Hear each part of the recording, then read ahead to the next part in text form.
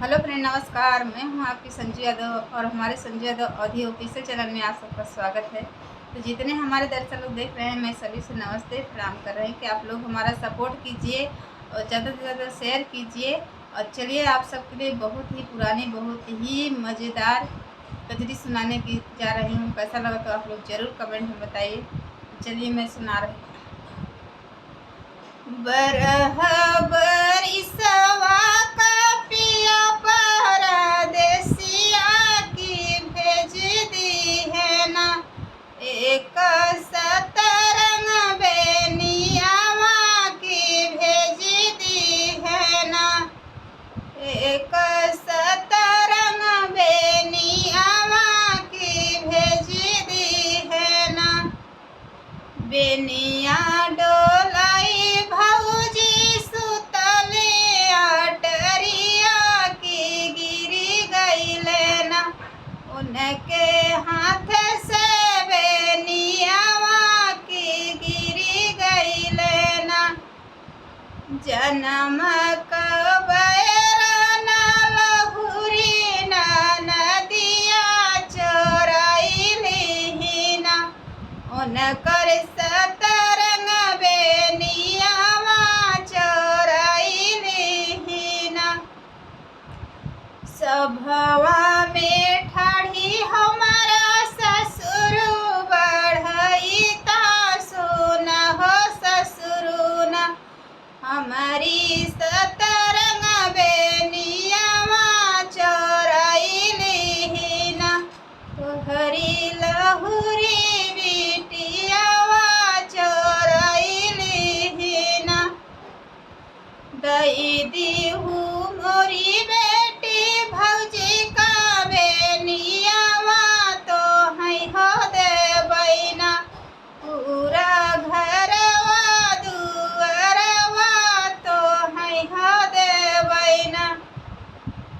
अगिया लगायो बाबा घरवा दुअरवा नाही हो देबै ना, उनकर सतरंग बेनियावा नाही हो देबै ना।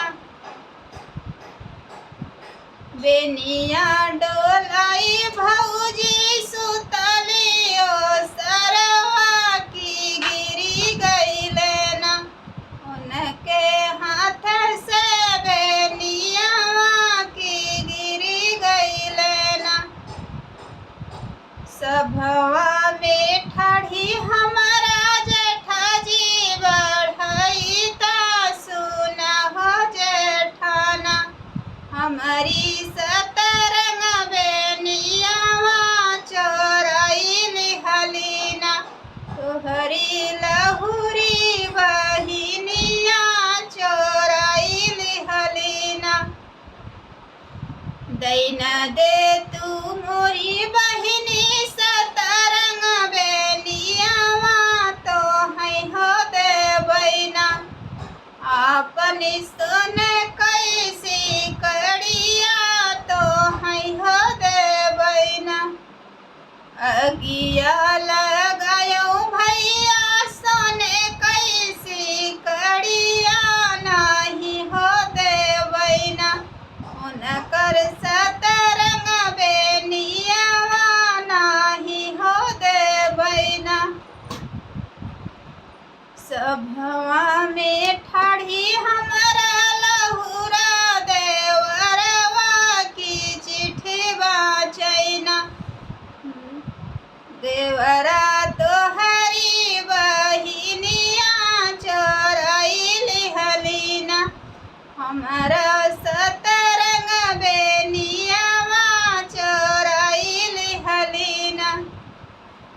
दैना देत्यू मोरी बहिनी भौजी का बेनियावा तो है हो देबै ना।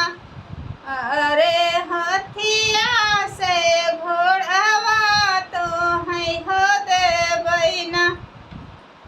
अगिया लगायो भैया हथिया से घोड़ावा नहीं हो देबै ना, उनकर सतरंग बेनियावा नहीं हो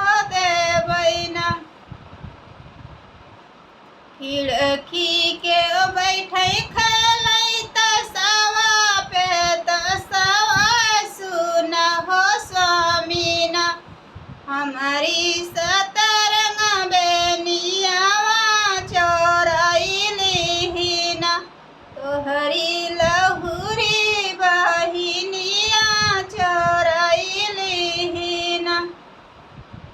दैना देत्यू मोरी बहिनी धन कई बेनियावा तो है हो देवैना, बहिनी लहंगा पटोरवा तो है हो देवैना।